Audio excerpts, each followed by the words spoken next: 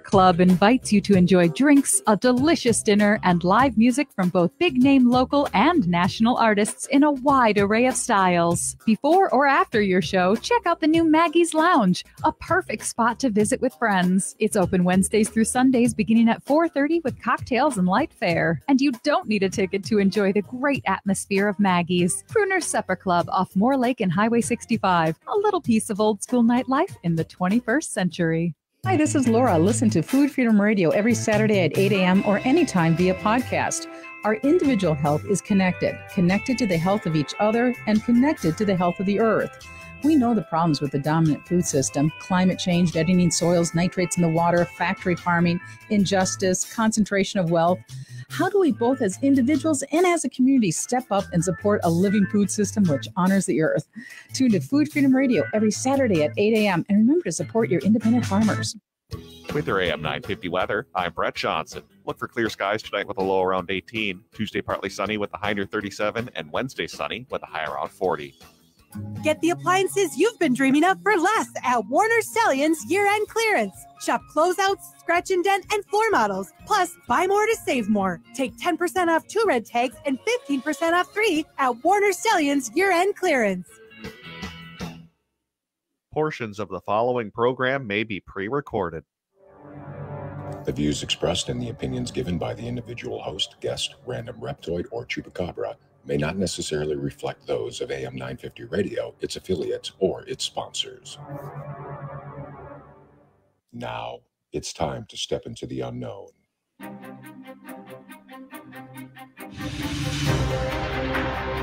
There are things people experience but never talk about. A shadow moving in the corner, flickering of the lights, a disembodied voice. We invite you to talk with us. Share your story, share your experience, because this isn't just your story. This is our story. This is Ghostbox Radio with Greg Bakken. And this is Ghostbox Radio on AM 950, where every night we talk about the paranormal, ufology, Bigfoot, and so much more. My name is Greg Bakken. Thank you very much for joining me on this Monday evening. We are a week away from Christmas. Wow, that just comes up really fast. I hope everybody has been having a good holiday season. It's very easy for me. I'm not going to lie. I don't go out shopping. I don't leave the house. I don't go to Target. Not that I don't like Target, but you know, at this time of year, I know not to, quite frankly. So when everyone's upset about hearing Mariah Carey all the time, I have to admit, I don't go into the places and I don't hear it. So, you know, it's just, it's just one of those things. But honestly, I'm looking forward to it. I love this time of year. I love all the snow. Wait, there is no snow. Never mind. I love the fact there is no snow. I know that a lot of you love your white Christmases and stuff, and I do truly sympathize with you, or is that empathize? But either way, we still are going to have a great time, and I hope everybody is going to have a great Christmas. I'm saying all this now because I won't be with you all on Christmas. Not that you'd listen to me on Christmas. Not that you should listen to me on Christmas. But if you did, that wouldn't be so bad either. This last weekend, I think I might have mentioned prior to Friday that I was going to take part at the seance over at Midwest Witchery and Healing. That was a lot of fun. That was really good. We had Jay Ryan, who is this outstanding psychic medium. He had a bunch of messages already for us when we got there, which was really interesting. He brought up something from my past that I was not overly thrilled about, but I mean, it was there. I went with Mandy, and Mandy was getting some great messages, and Carla was there, and there's some really interesting connections happening between Carla and somebody else that was there, that they knew each other without knowing each other, if that made any kind of sense. That's what this stuff is for.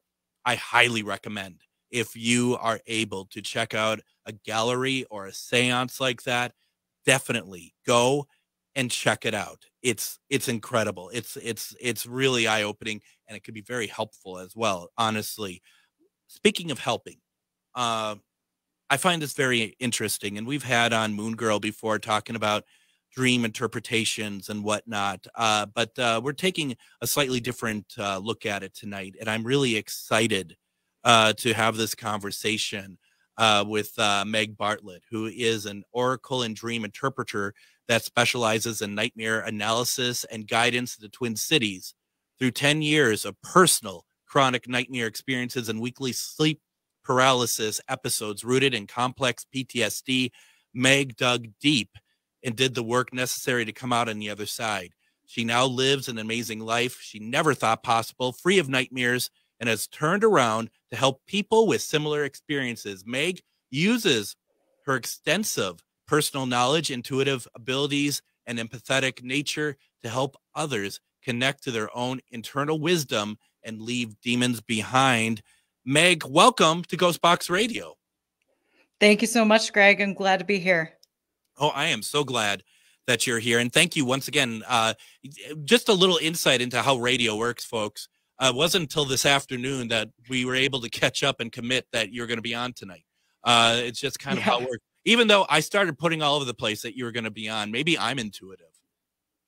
Hey, that's probably it. You're tapping in. I'm tapping in. It's such an interesting conversation. And one of the things that Meg has agreed to do is if we don't take calls here, because I don't have Adam here with me tonight, but if you want to put into the chat and you go over to Ghostbox Radio with Greg Bakken on Facebook or AM 950 Radio on Facebook and you're listening to us live, put in the chat, there's a dream that you want interpreted. Meg has graciously agreed to do a look at it and talk about it. And that to me is really pretty outstanding, because I think that's putting you on the spot, but this is what you do, isn't it?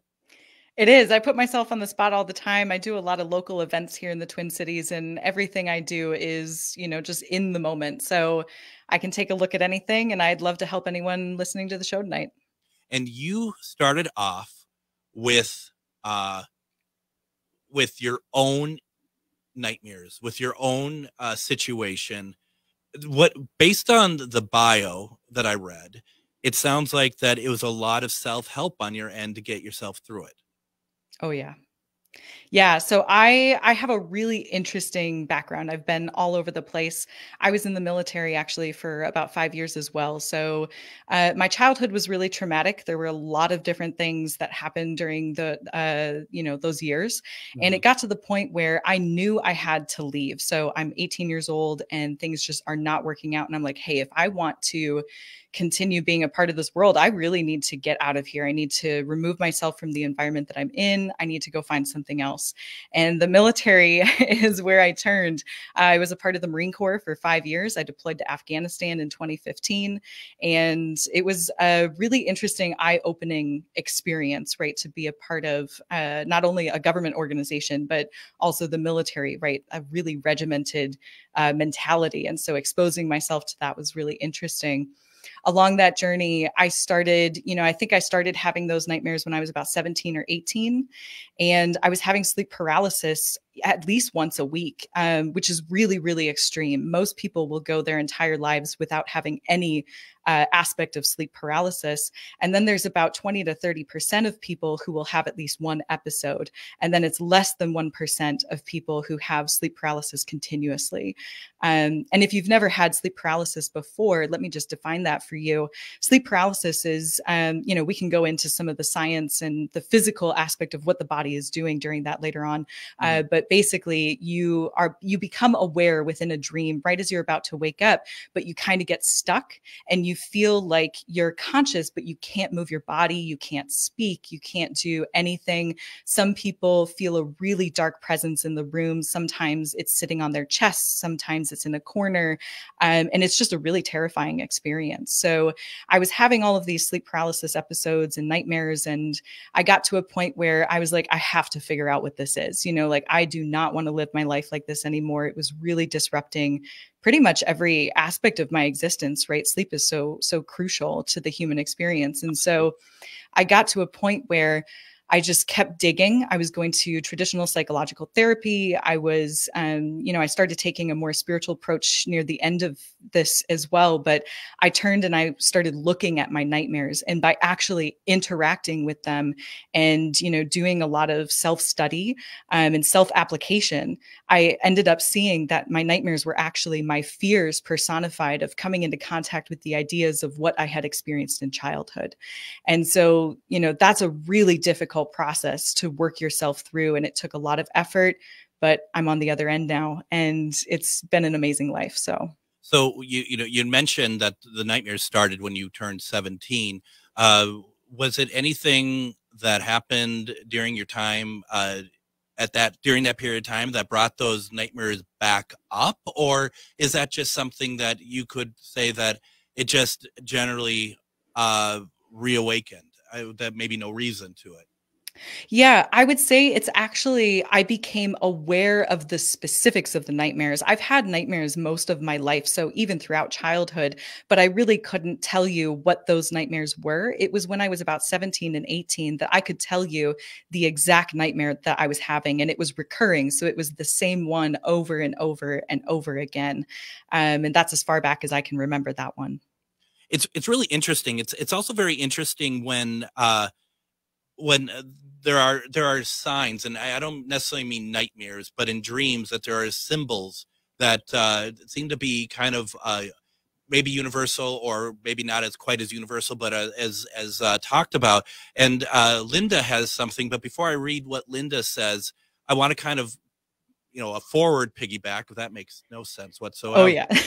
But the thing is I had a dream where I was in Northeast Minneapolis, and it was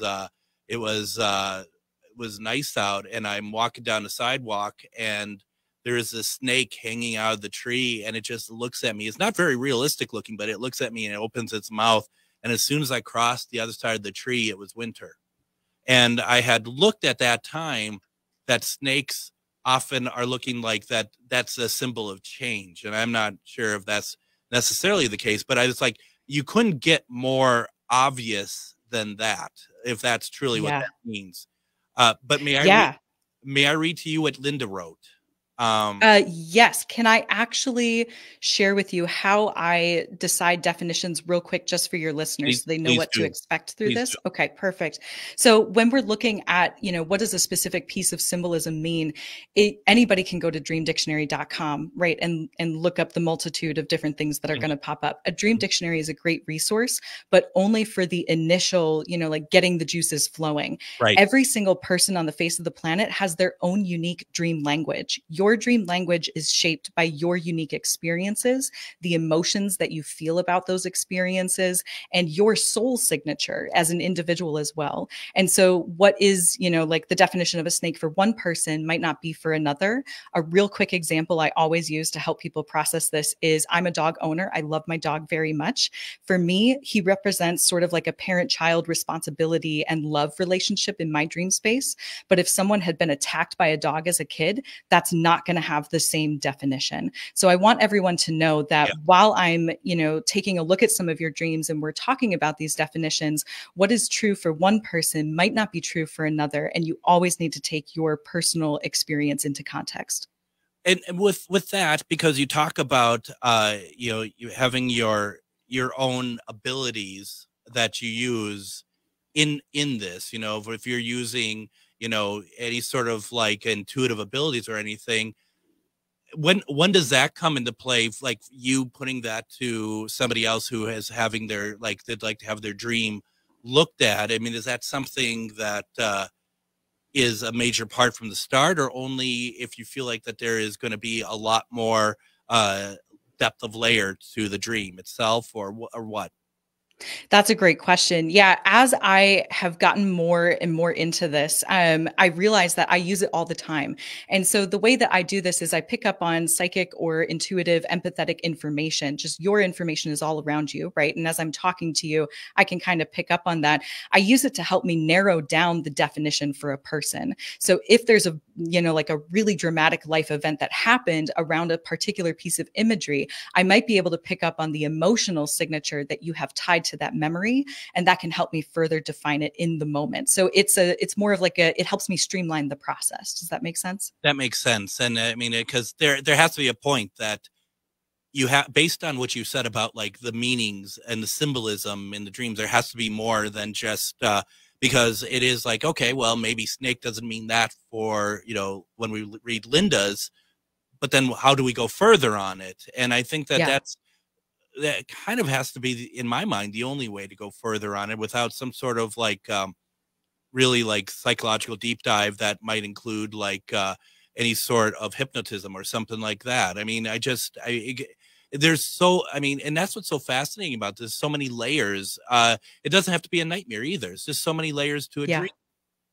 Correct. And I would say for anyone can learn to interpret their dreams, just tuning into your own resonance, right? Like, the right definition when you come across it. So a dream dictionary, that can be a great resource. Just read through the ones and see what lights you up. What do you feel in your gut, sort of thing. Which is kind of with what we tell anybody if we're working on any sort of spirit work, right? Is it's all about the act of resonance and absolutely. and that you can't let somebody else tell you how you feel about things. You might have people like yourself and others help guide, help give information, but ultimately it comes down to the person themselves to be able to say that resonates with me.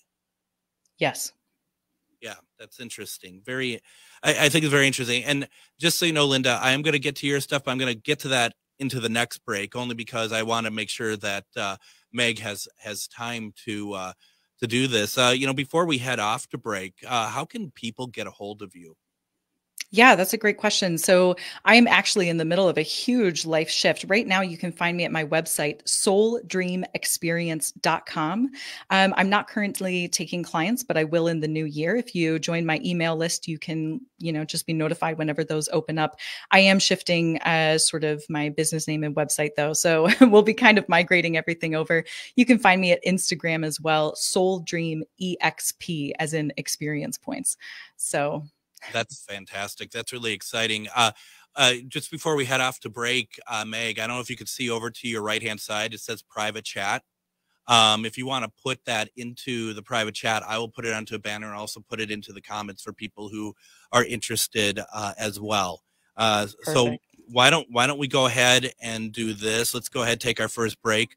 When we come back, we're going to continue our conversation with Meg Bartlett. We have Linda on deck. We're going to read what she wrote. Anyone who wants a dream interpretation, Meg is open to taking a look at them. We have a lot to get through. You're listening to Ghostbox Radio on AM 950.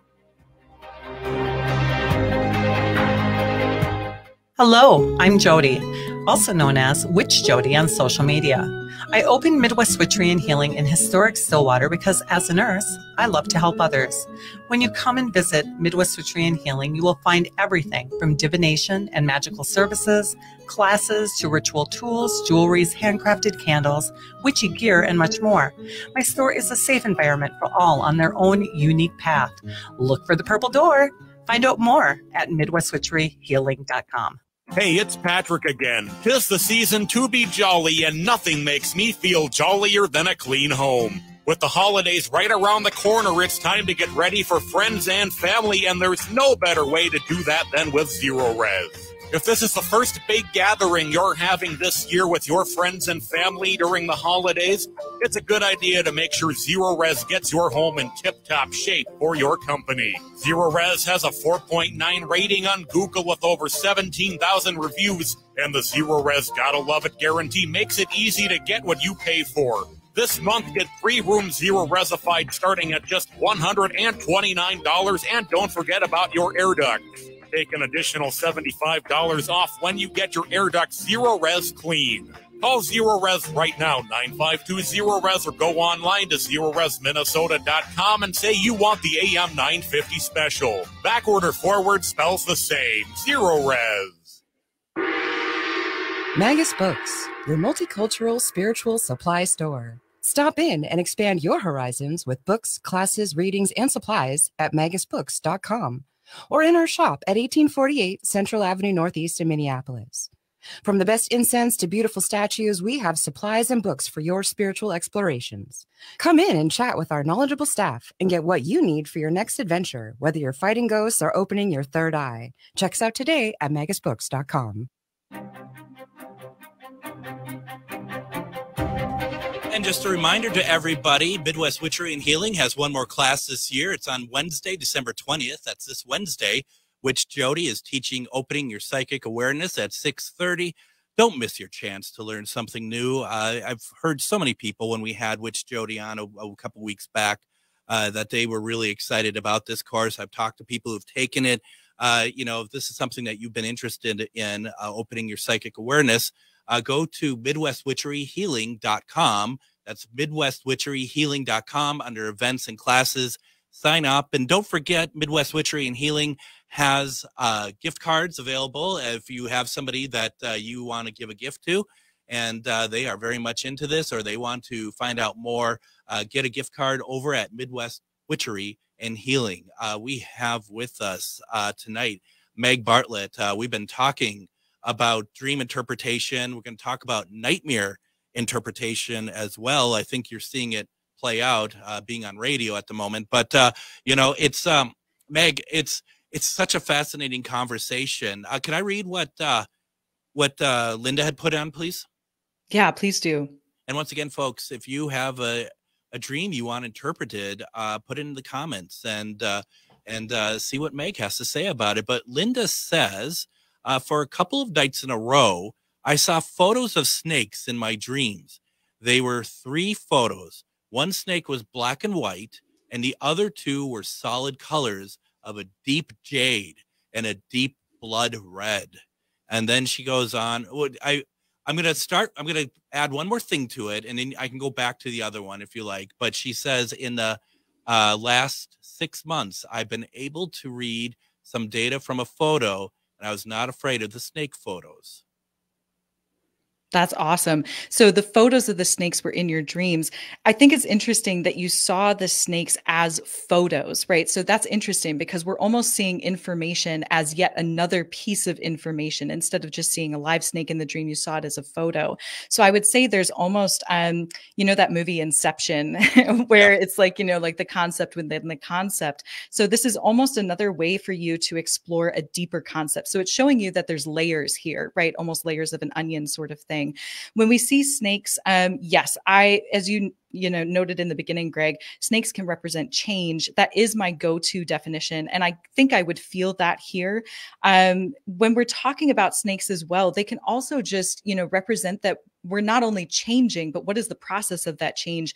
A snake sheds its skin, right? And so a snake, as it grows, it outgrows its original layer. And so we have layers again, right? You were talking about the photos. So when we're thinking about the layers shedding, there could be a layer that you're recently, moving away from, and every ending is a new beginning. So as we're talking about the snakes, you have 3 of them there. One of them is black and white. I can see that as representing more of that yin and yang, or the opposites, right? Masculine and feminine. So that could say, something around, hey, maybe there's almost this balance. Maybe I'm shifting out of an old way of balance and into a new definition of what balance means for myself. When we look at the deep jade and the blood red, those are, almost like green and red colors. When we think about that, green, I would immediately go to heart center and heart chakra. So green for me really symbolizes maybe there's some self-love, or maybe, a concept of love that you're moving away from. And the red is more root chakra. So that's going to be foundational based. So with this dream as a whole, I would ask you, Linda, and this is, you can ask yourself, this is a rhetorical question, but these are food for thought. Is there anything where, if there was a foundational way that you approached love in your life, or love with yourself, love with family, whatever that is for you, is that currently in the middle of a big shift? Is that currently changing. Perhaps there are people that you originally loved that are moving out of your life, or people that are coming in. In either way, in either direction, there can be, a sense of moving away from something. And then there's this period of recalibration in the middle. If the dream is telling you anything, I'd say sit within the recalibration and just be aware of what is changing in your life at this time. And don't worry about rushing forward right away. We all need that period of recalibration before we can start, like moving forward again. So, this is the perfect time to do that, as well as we're sitting in the season of winter here in the Midwest, right? Like, this is the perfect time for coming into ourselves and really sitting in that period of recalibration. Let me know if that resonates. That's cool. Thank you for that. And we were talking with Meg Bartlett. We're talking about dream interpretation as well as nightmare interpretation. To find out more of what she does and how she can help you, go to souldreamexperience.com. Sign up for her mailing list there. Get on her newsletter mailing list. So I want to talk about ex-military and maybe even military people. And I obviously, one thing that people who come back from active service, they have the nightmare, especially if they've seen combat. And I think it's so easy to be like, well, that's from your experience being, active in combat or being in the military or whatever else. But I think that has to be too easy of an explanation, right? Because there's probably more to it, even if it was that you still want to be able to try to put an end to that, right? Yeah. So the nightmares, and for me, it's been a really unique experience because they started when I was so young, outside of that military experience. And then it kind of, just added on top. It was almost like adding another layer to it. The first thing is, it's so interesting for me to be a part of the military, and not just the military, but the Marine Corps. Like, that's a really intense branch to be a part of. And now to be doing, this energetic, psychological work, like, that's a huge 180, as some people would say it. But anyone who's joining the military is doing it for the purpose of, they want to better the world in some way. And maybe this is the only avenue that they know how right now. When it comes to, dealing with those nightmares and, with PTSD especially. So serving over in Afghanistan, we took mortar fire almost every night that I was there. And so you wake up in the middle of the night, you're jarred awake, and there's just, there's just mortar fire everywhere. You're taking bombs, and the bases, you have to remain within a shelter. Some people have to get up and move. It's a whole thing. And just the exposure to the noise over and over and over again, even not seeing combat. Thankfully, I didn't see combat. I saw some other things, but I didn't have to see combat. But just being exposed to that level of, I could die at any moment, that really does something to the brain, and it does something to the body before you even, deploy. And for people who have never deployed, they can still have a level of PTSD, even just from boot camp. Boot camp is a really intense experience. You're on a very regimented program. Sometimes people are almost shocked out of, their what they knew life to be before they enter this space.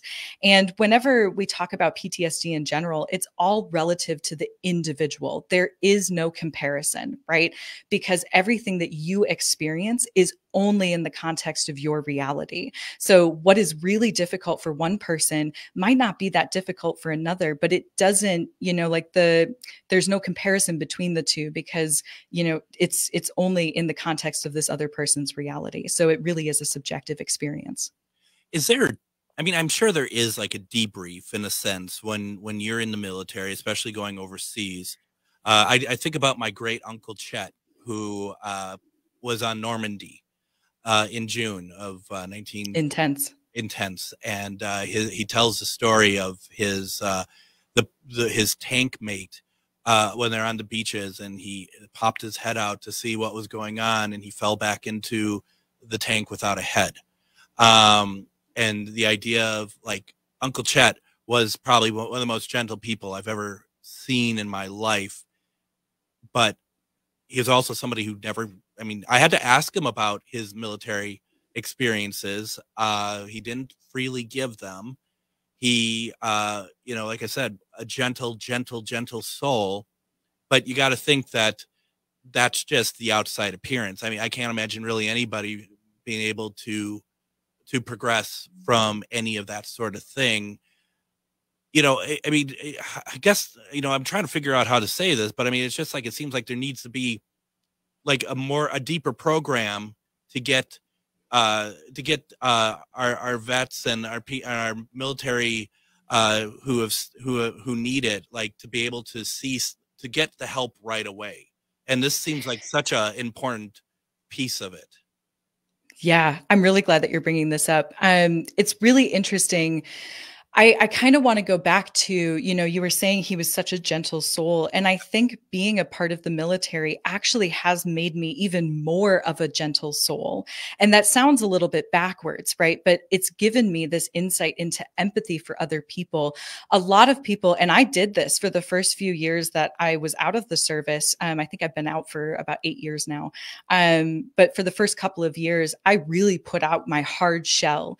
But that's only because the interior was so soft, and I had so much empathy for the people who had experienced not only what I had been through, but the people on the other side, you know, like the people that we were there to be in conflict with, right? Like when you go overseas, you see that we, like, literally everyone on the planet is just trying to live their best life.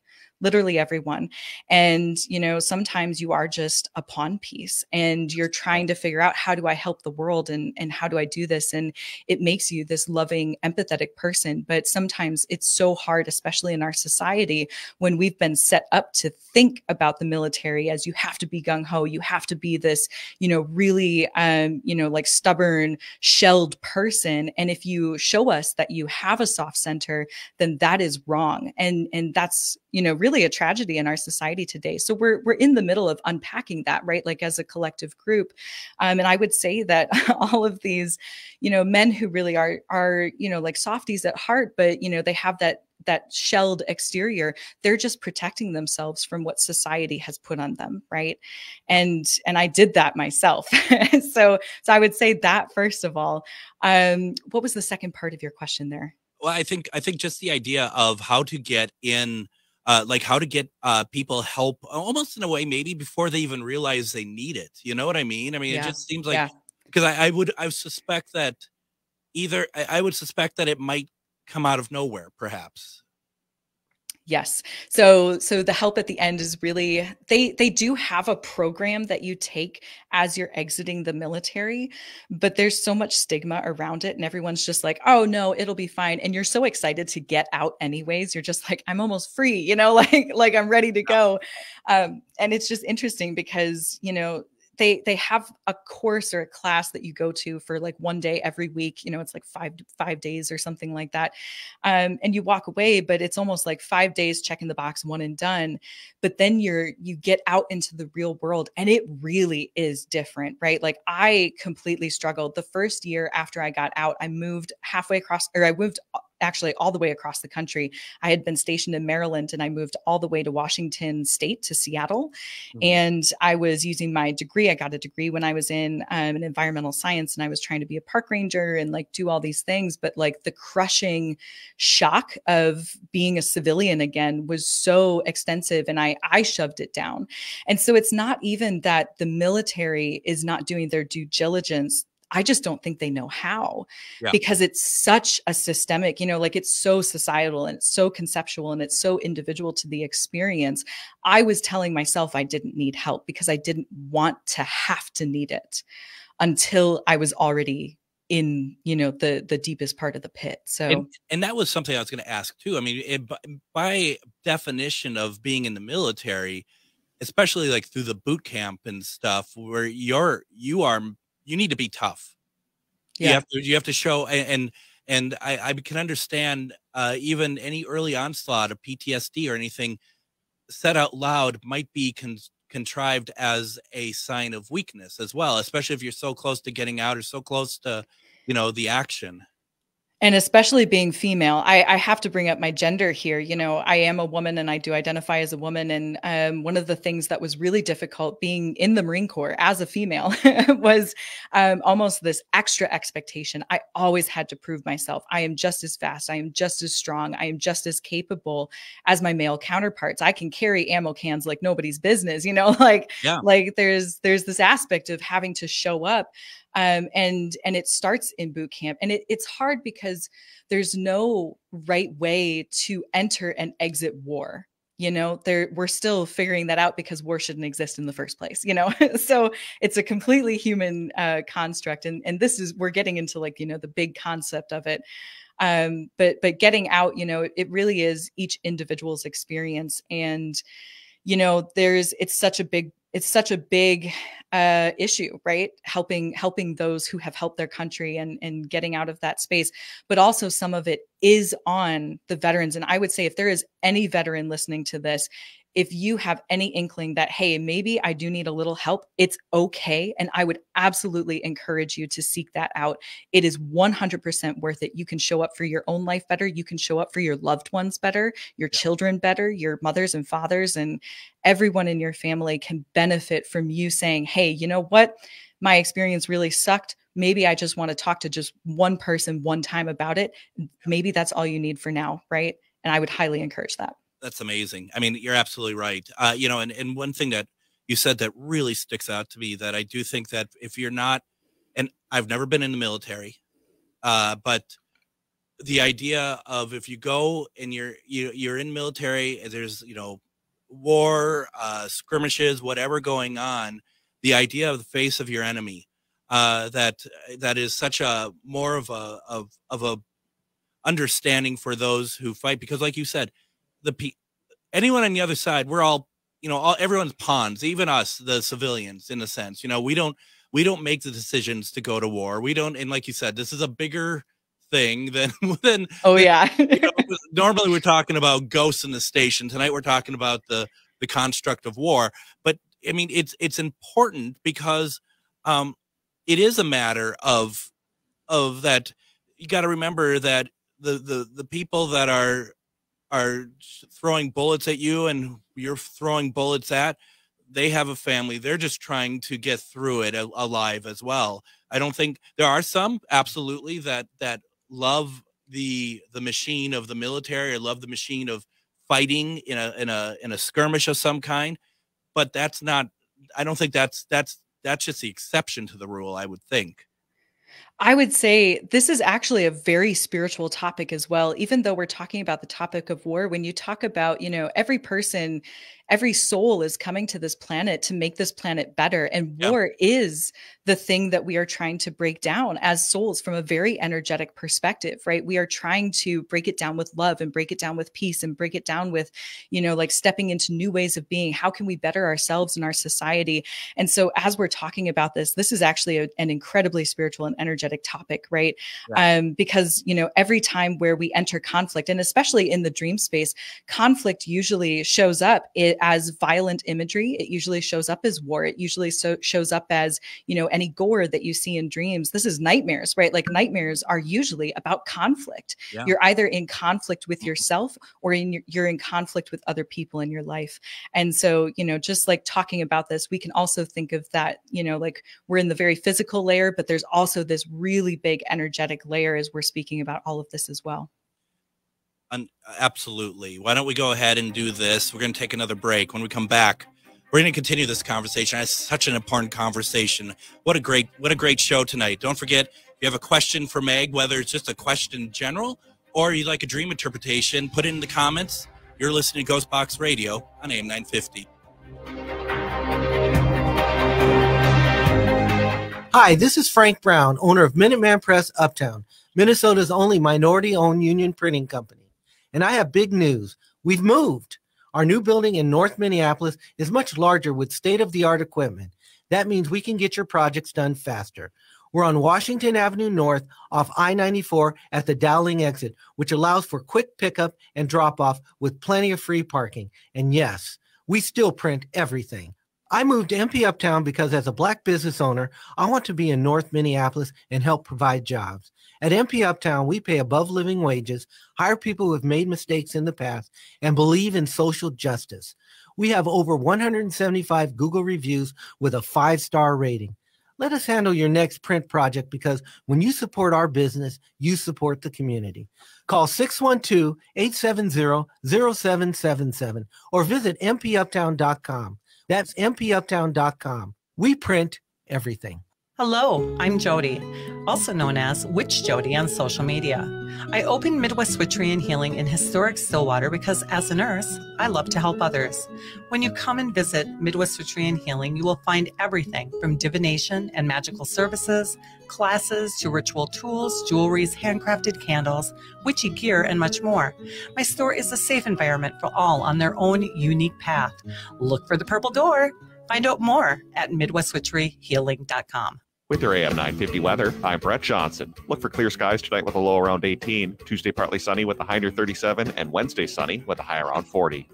Eat Local Minnesota is a great way to find locally owned restaurants and food purveyors. They feature high-quality food and unique eating experiences for your next meal. Some of those dining options include the Great Wall Restaurant, Nightingale, and Crooner Supper Club. Find a full list of all of our restaurants and food purveyors at eatlocalminnesota.com.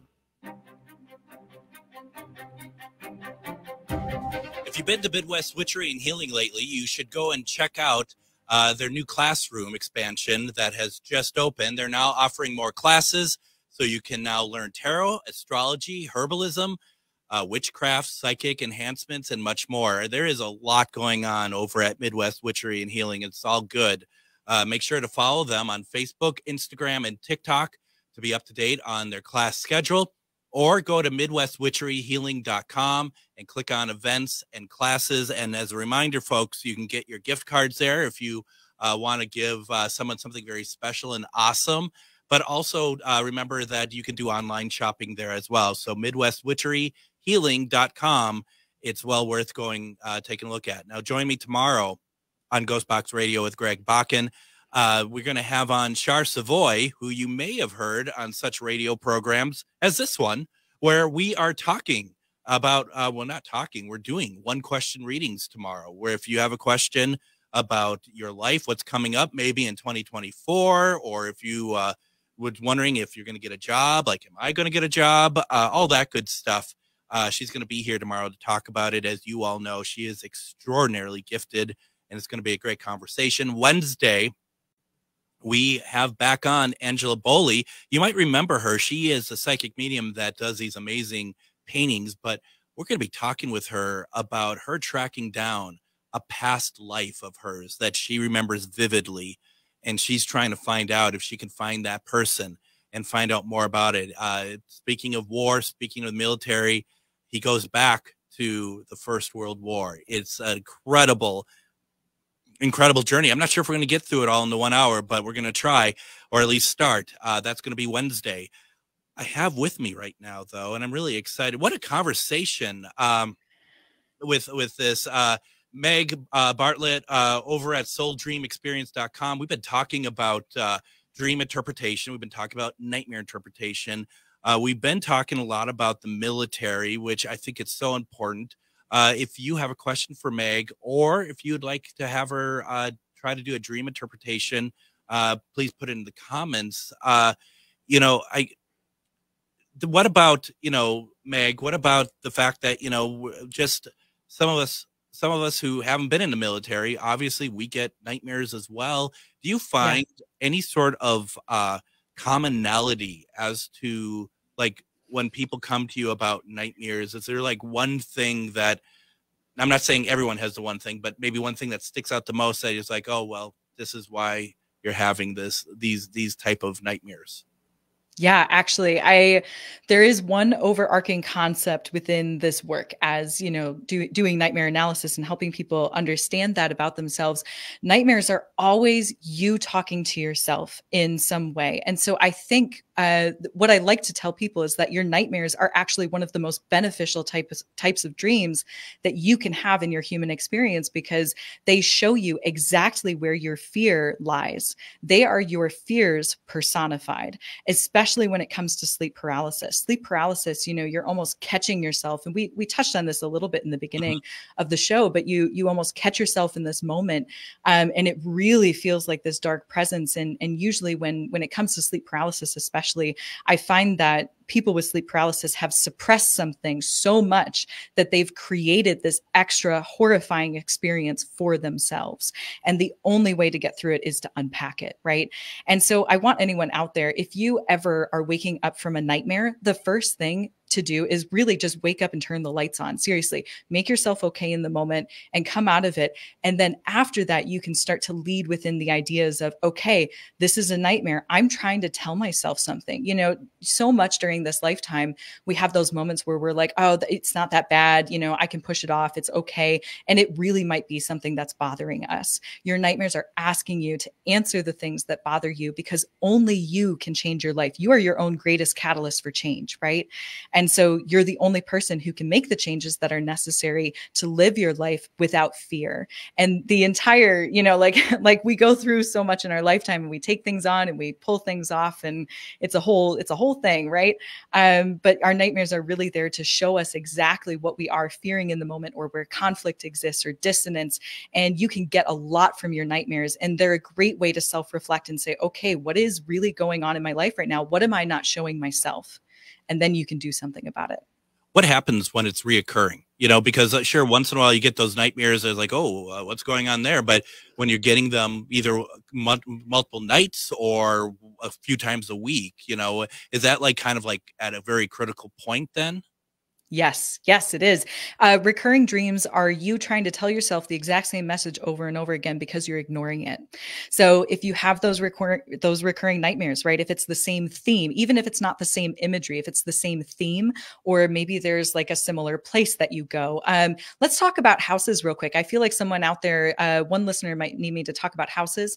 There's something where a house in the dream space, I really think it represents our, psychological structure. So the main floor of a house in the dream space represents our everyday thoughts, like I'm going to work, I'm coming home, it's my family, I'm in the living room, the kitchen, these are very like middle life experiences.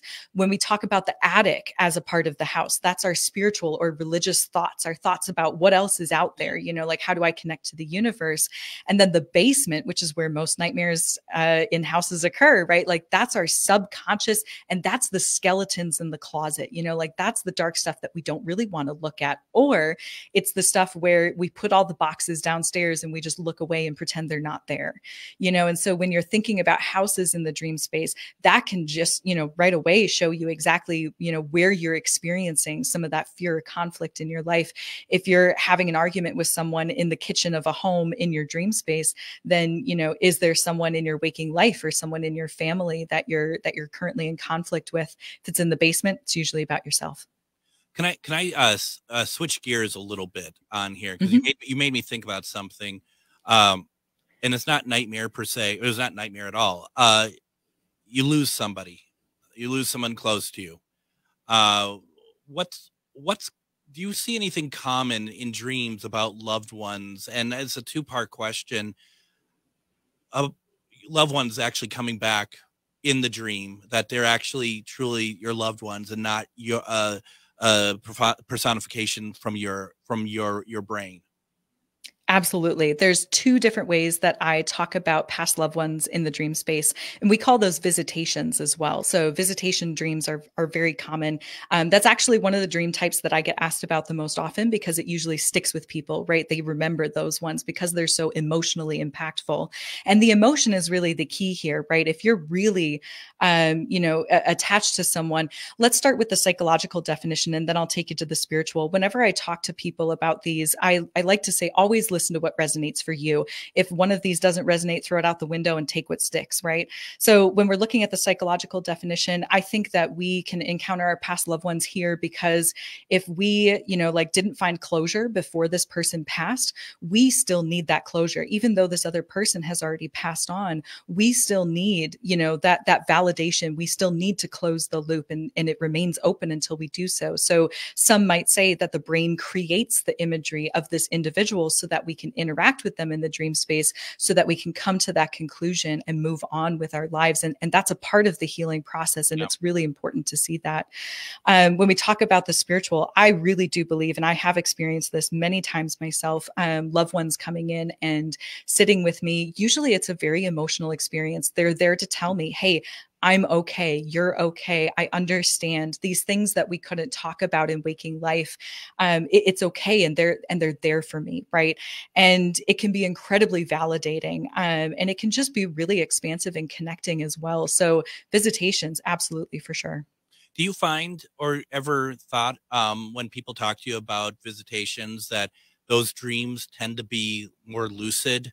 Where it's more maybe like they're realizing that this is not a dream per se, or that they, or part more of so that they realize that they are in a dream?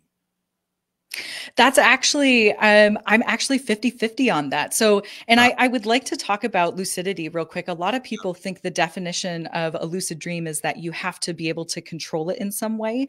That's false. The only definition for a lucid dream is that you have awareness that it's a dream, right? Exactly, yeah. So even if you can't move anything around or change the scenery, if you're aware of that you're dreaming, that is still considered a lucid dream. But I get about half and half. There's a lot of people who wake up from those and they're like, oh my God, it feels so realistic, but they weren't aware in the dream. If you have a lucid dream, you will know it, right? You're aware in the dream. Yep. The first time I lucid dreamed, I was in the middle of a gas station in my dream. And all of a sudden I was like aware, and I was like, oh my God, this is a dream. I did it, and I was so excited. And I ran around asking everyone, do you know this is a dream? So that's cool. And yeah, I mean, I find it very interesting because and I know the answer to this. I mean, I guess the thing is I run into people all the time, when I do my paranormal stuff, and they're like, I want to hear from my loved one. I'd love to hear. And I mean, we have it in our power to ask them to come to us in a dream, right? I mean, yes. Yeah. Let's talk about intention real quick. So what I like to help my clients with is and this goes for anyone experiencing nightmares as well, you are the controller of your dream space. So even though you might still have those chronic nightmares, it's because a greater part of yourself is really trying to get you to pay attention to that message. But if you don't have chronic nightmares, or if you find a night where you don't have them, set an intention before you fall asleep. Yeah. I do like a really quick 5-minute ritual as I'm already laying in bed. So it literally takes, hardly anything. I lay there. I always clear my energy out. You might, take a visualization. You might just say the words clearing, clearing, clearing. That just helps you let go of the day. Sometimes you might do a brain dump. Literally all of the thoughts in your head, if they're racing, write them all out on a physical piece of paper. There's like actual science behind, the connection between writing something out and the brain processing, and get those thoughts out. And then you can set the intention, and you just, if you're trying to connect with a past loved one, especially, really bring in like their energy, but loving energy. Always lead with love, because if it's not love, then you might, not come into contact with that, or it just might be difficult. You might be caught up in yourself. So always, think about love, think about the really like the best experiences you have ever had with that person, and ask them to come in.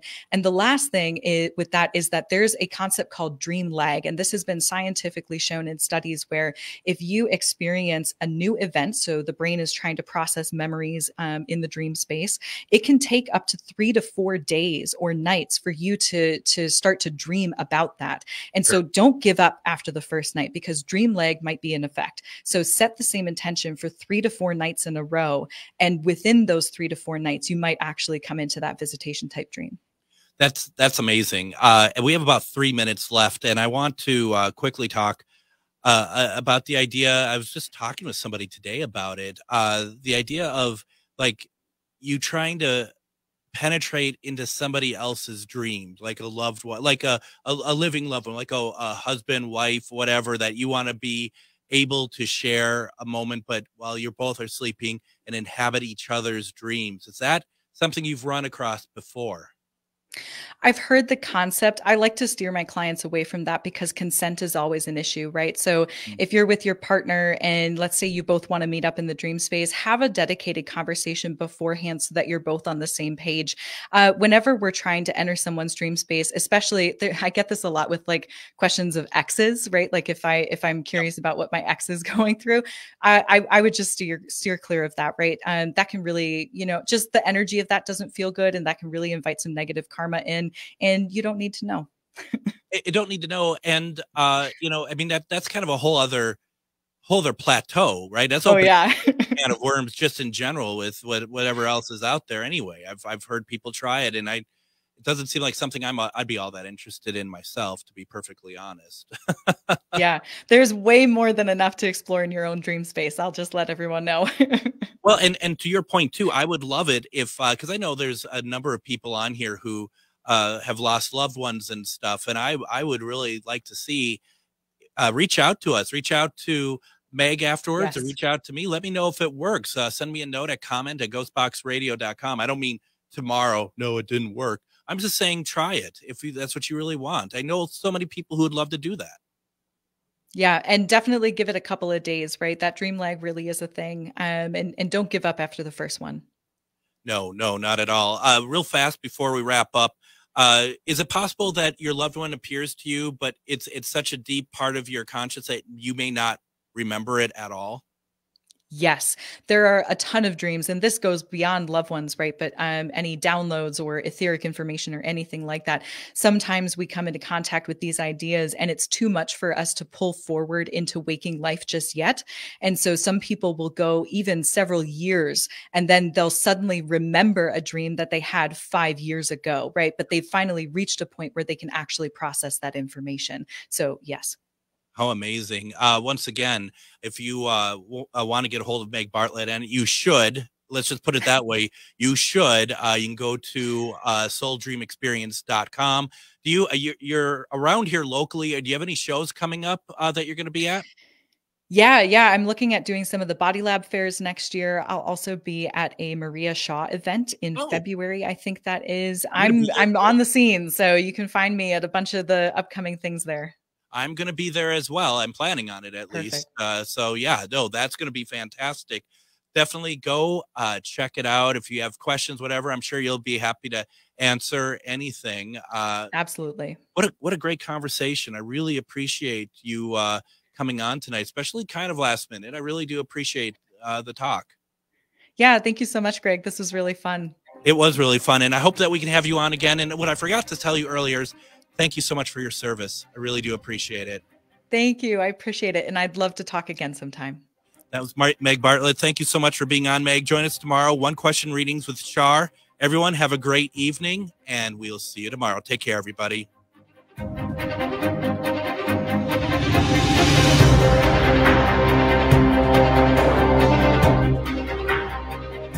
Join me, Tom Hartman, where smart people get their news. The Tom Hartman Program on AM 950, KTNF, St. Louis Park, Minneapolis, St. Paul,